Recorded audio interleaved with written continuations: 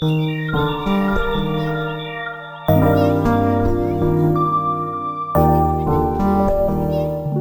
zondag 23 maart vond plaats een diocesane bedevaart voor het aartsbisdom Mechelen-Brussel. Zendingsmoment was in de kathedraal om 1 uur en daarna hebben we gestapt tot de basiliek van het Heilig Hart. Er waren 1000 mensen die aanwezig waren en er was een grote vreugde om dat samen te kunnen vieren. Er is dus een groep opgesteld voor het voorbereiden van deze diocesane bedevaart met de vicaris-generaal Steven Wielands, die 1 persoon per vicariaat heeft samengebracht. Samen hebben wij beslist voor een pelgrimswandeling. Dus dat is eigenlijk in het kader van het jubeljaar, dus pelgrims van hoop.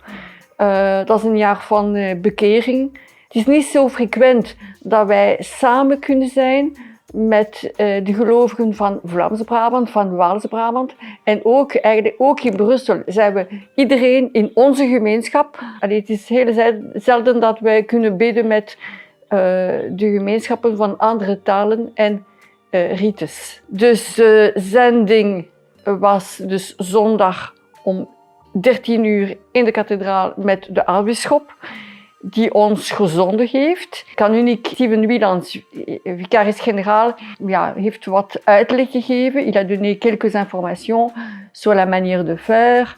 Bien sûr, la police avait été avertie, mais voilà, il fallait que ça se passe dans le calme, sur les trottoirs, en respectant le code de la route. Et puis aussi, voilà, ce n'était ni une procession, ni une manifestation, c'était vraiment une conversation dans l'esprit.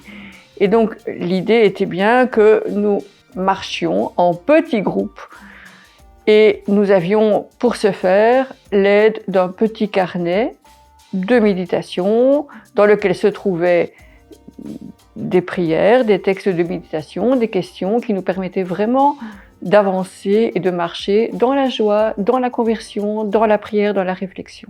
Pendant la marche, chacun faisait comme il l'entendait en réalité. Il y avait des personnes qui marchaient toutes seules et qui étaient vraiment prises par la réflexion et la prière. Il y a des petits groupes qui discutaient selon la méthode de la conversation dans l'esprit. Il y en a d'autres qui chantaient. Et donc, c'était aussi très beau de voir la diversité des manières de faire. Chacun, je pense, a vécu une véritable expérience d'église. Et donc, c'est un cœur vraiment brûlant que nous sommes tous arrivés à la basilique de Koekelberg vers 15h. En tout cas, les premiers sont arrivés vers 15h. Et là, nous avions toute une série d'activités qui nous étaient proposées. Er was een foodtruck die ons wafels heeft aangeboden en water. Wij konden ook aansluiten tot aanbidding, tot de eucharistische aanbidding. Er waren ook biechtvaders, dus er was ook de mogelijkheid tot biechten. En ook het jubelparcours in de basiliek zelf. Er is ook de gelegenheid geweest om naar een koor te kunnen luisteren. Een koor dat van Nederland kwam en die liedjes van Thésée heeft gezongen. Daarna om 4:30 was al de tijd voor de Eucharistieviering, de plechtige en feestelijke Eucharistieviering door onze aartsbisschop Monseigneur Terlinde. Nous avons commencé l'Eucharistie par une procession d'entrée en portant le grand livre de l'Espérance.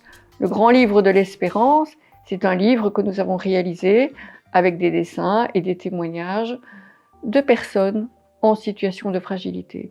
Des personnes détenues des prisons de Bruxelles, mais aussi des personnes en situation de pauvreté. C'était vraiment, vraiment très beau de pouvoir porter leurs paroles au sein de la célébration. Nous avons écouté notre archevêque nous parler pendant l'homélie. Nous avons entendu de nombreuses fois que l'espérance était un don de Dieu, que c'était la promesse qu'il nous faisait, que c'était un don à recevoir. Cette journée fut vraiment une belle réussite, ou pour reprendre les paroles plutôt de la foi, ce fut une grande joie.